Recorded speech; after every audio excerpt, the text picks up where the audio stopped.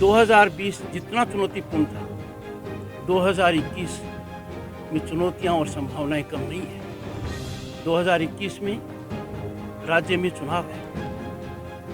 पश्चिम बंगाल के हर चुनाव को पूरे देश में इस दृष्टि से देखा जाता है। पश्चिम बंगाल में 2021 में विधानसभा चुनाव होने वाले हैं और उससे पहले ही चुनावी सरगर्मी बहुत बढ़ती हुई नजर आ रही है। जहां भारतीय जनता पार्टी राज्य की कानून व्यवस्था समेत अन्य मुद्दों पर लगातार सत्ताधारी पार्टी तृणमूल कांग्रेस को घेर रही है, वहीं तनाव इतना बढ़ गया है कि अब तृणमूल कांग्रेस के नेताओं ने राज्यपाल जगदीप धनखड़ को तत्काल उनके पद से हटाने की सिफारिश राष्ट्रपति रामनाथ कोविंद से की है। बुधवार को तृणमूल भवन में संवाददाता सम्मेलन के दौरान टीएमसी नेता और सांसद सुखेंदु शेखर राय ने इस बात की जानकारी दी। उन्होंने बताया कि राष्ट्रपति रामनाथ कोविंद को पत्र लिखा है जिसमें राज्यपाल जगदीप धनखड़ को तत्काल पद से हटाने की सिफारिश की है। आइए सुन लेते हैं क्या कहा है 2021 विधानसभा चुनाव को लेकर राज्यपाल जगदीप धनखड़ ने। 2020 जितना चुनौतीपूर्ण था, 2021 में चुनौतियां और संभावनाएं कम नहीं है। 2021 में राज्य में चुनाव है।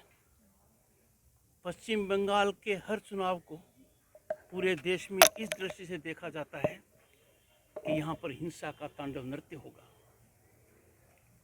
मतदान सरकारी तंत्र प्रभावित करेगा। मत देने में आदमी को संकट आएगा। Free fair elections without fair नहीं होते हैं। लगातार प्रथम सेवक की हैसियत से मेरा प्रयास रहा है आने वाला चुनाव निष्पक्ष हो। हर मतदाता अपने मत का प्रयोग अपने हिसाब से करे। किसके लिए करे यह राज्यपाल का सरोकार नहीं है, पर वो कर सके बिना डर के, बिना दबाव के, बिना प्रभावित हुए, वो मेरा कार्य है। इसीलिए मैं आग्रह करता हूँ सरकारी तंत्र को, विशेषकर मेरी करबद्ध प्रार्थना सुनिए।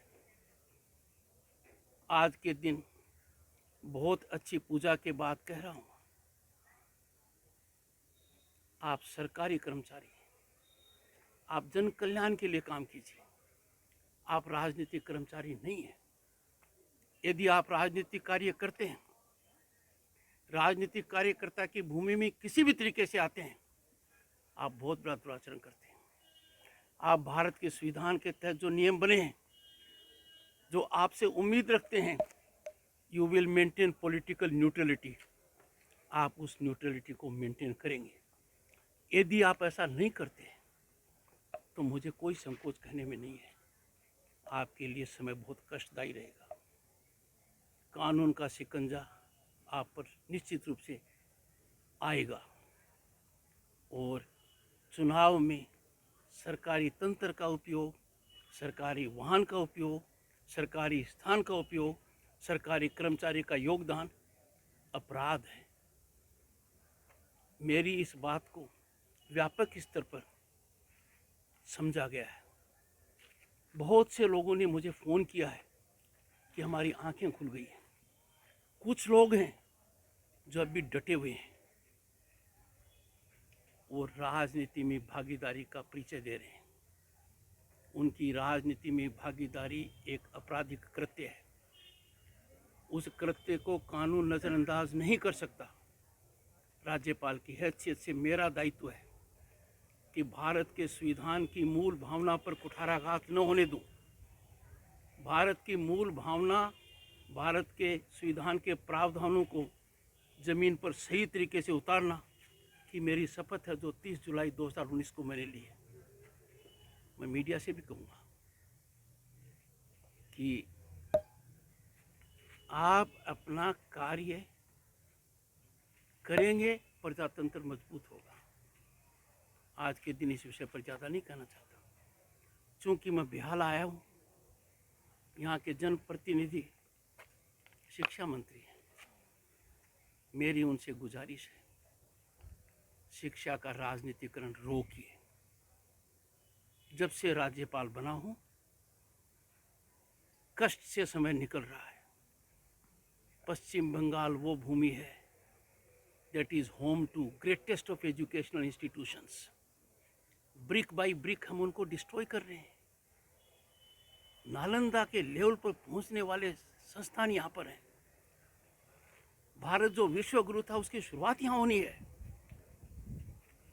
और शिक्षा का राजनीतिकरण कर दिया। मंत्री जी को शिक्षा समझ में नहीं आती तो मेरे को मंत्री कैसे समझ में आएंगे।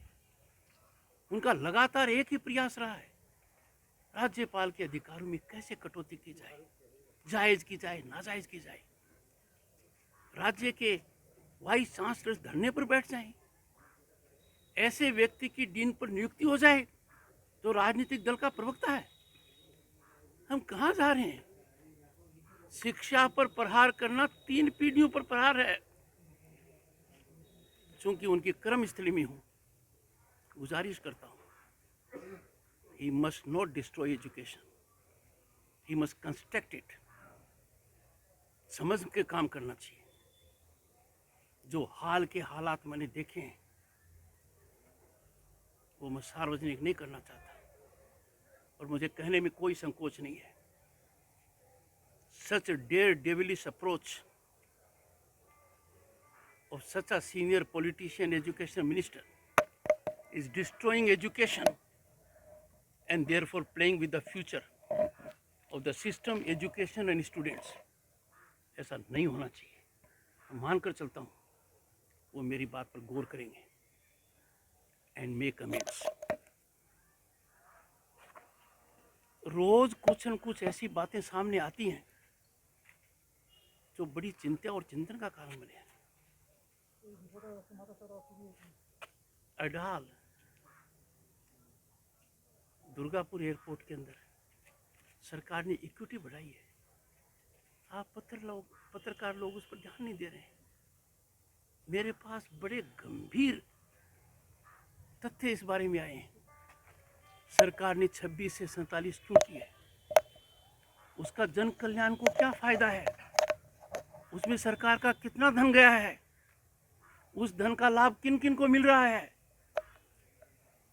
ये बहुत गंभीरता से देखने वाली बात है। Greenfield port, deep sea port Tajpur के बारे में ऐसे समय में फरवरी के माह में एक्सप्रेशन ऑफ इंटरेस्ट क्लोज हो रहा है। मैं विकास के खिलाफ नहीं हूँ। प्रांत में मेरा मत है, we must have airports, we must have ports, we must have many of them, we must be fairly representative। पर यदि अगर इतना नेक कार्य उन मामलों में फंस जाता है जो मेरे कानों में आते हैं, मेरे सामने लिखित रिपोर्ट आती हैं, तो मेरे लिए चिंता होना वाजिब है। कौन कंसल्टेंट है ताजपुर में? सब सार्वजनिक कीजिए, बताइए। This can't be an opportunity of patronage, this can't be a breeding ground for corruption. जितनी जानकारी सरकार से मांगता हूं, कोई जानकारी नहीं मिलती है। इससे जो शंकाएं मेरे मन में आती हैं, जो लोग मेरे कानों में कहते हैं, मुझे विश्वास करने के लिए बाध्य होना पड़ता है। 2000 करोड़ के पेंडेमिक परचेज स्कैम की जांच किसने कराई? माननीय मुख्यमंत्री जी ने। आप पत्रकार लोग उस जांच को क्यों नहीं पता लगाते? उस जांच का क्या हुआ? क्या नतीजा हुआ? राज्यपाल ने आगाह किया, जिनको जांच के दायरे में होना चाहिए था वो जांचकर्ता बन गए। चलो हुआ सो हुआ, ये तो बताओ जांच का नतीजा क्या है? नहीं बताए। कहां जा रहे हैं हम? This is not democratic governance, this is not transparent government, this is not government with accountability. और इसका कारण साफ है, अधिकारी लोग पब्लिक सर्वेंट का स्टांस छोड़कर पॉलिटिकल वर्क में लगे हुए हैं। मैं पूछता हूं सीधे तौर पर, state security adviser Prakash ji का क्या कार्य है? सरकार का कितना लंबा चौड़ा खर्चा उन पर होता है? What is he doing? Is it 24/7 political strategy formation, ताना बाना बुनना, ताकि जिस बीमारी का हम अंत करना चाहते हैं, फ्री और फेयरलेस इलेक्शन चाहते हैं, वो ना हो पाई। ये मैं क्यों कह रहा हूं? अब 14 महीने से मुझे जवाब नहीं दे रहे हैं। क्यों नहीं दूध का दूध पानी का पानी करें? क्यों नहीं राज्यपाल को बताएं? स्टेट सिक्योरिटी एडवाइजर का ये काम है। आकलन करेंगे आप अपने काम में कितने खरे उतरे हो।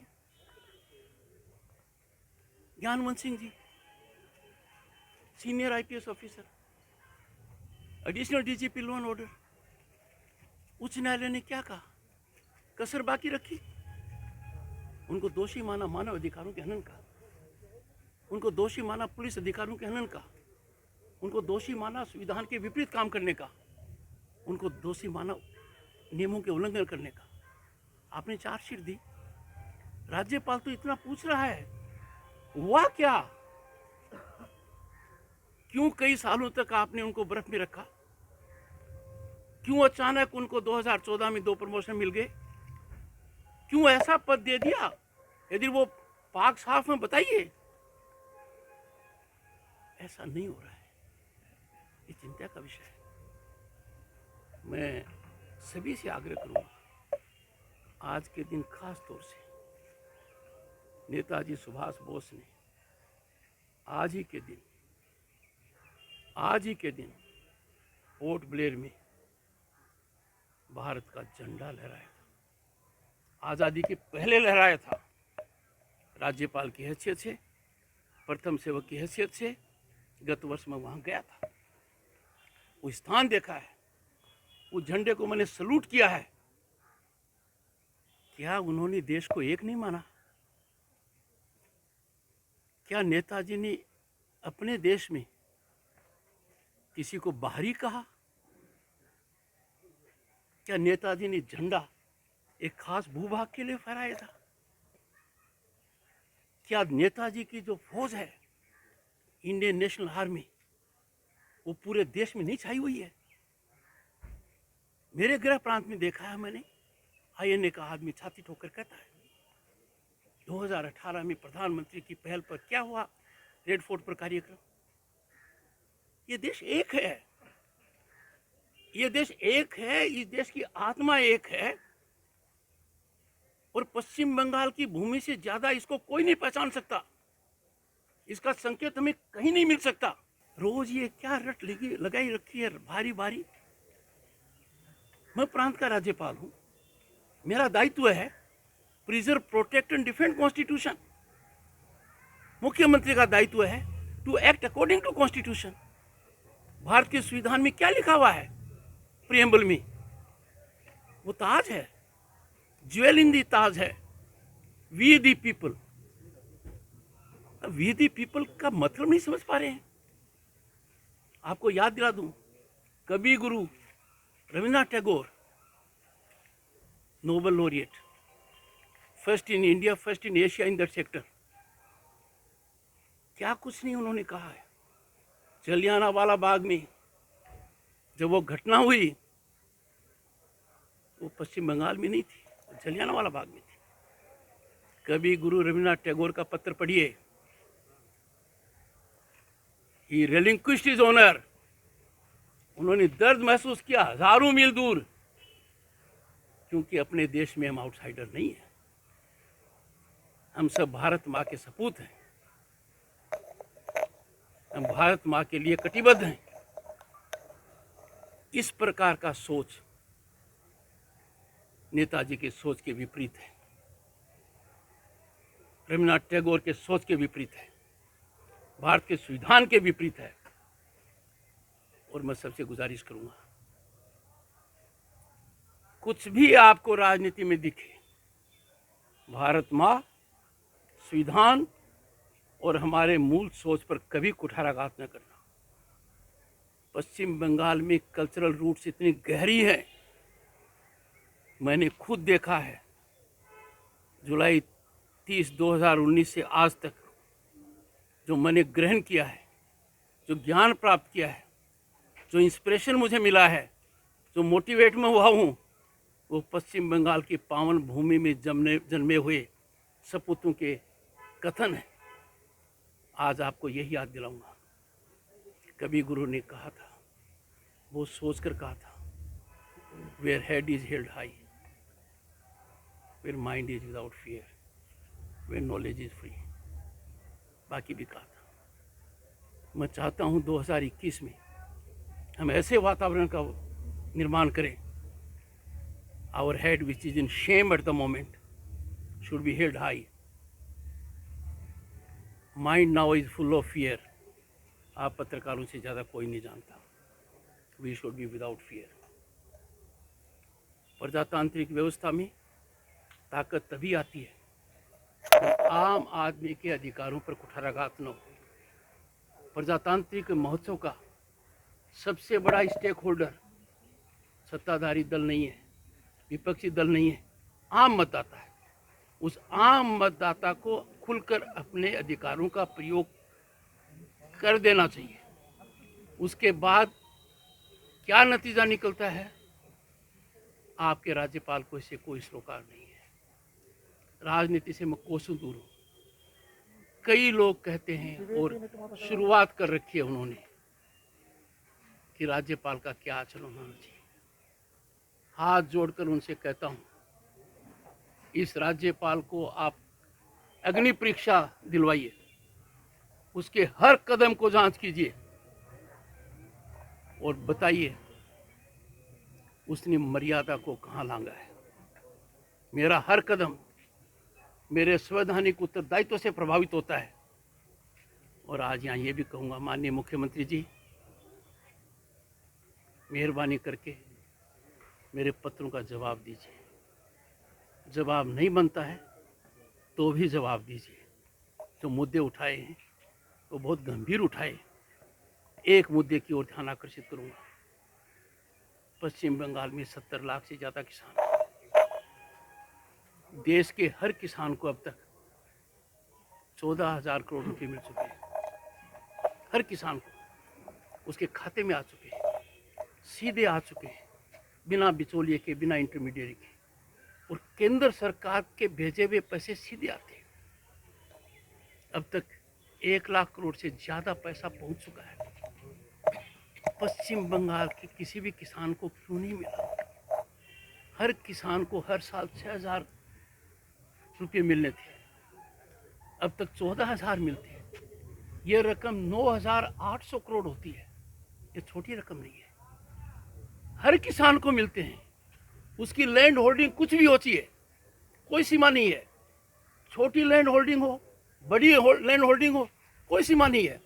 वो किसान है, ये काफ़ी है। क्यों नहीं मिले? क्या दर्द नहीं होगा राज्यपाल को कि अन्नदाता के पेट पर लात लगे और मैं चैन की नींद सोऊं? ये संभव नहीं है।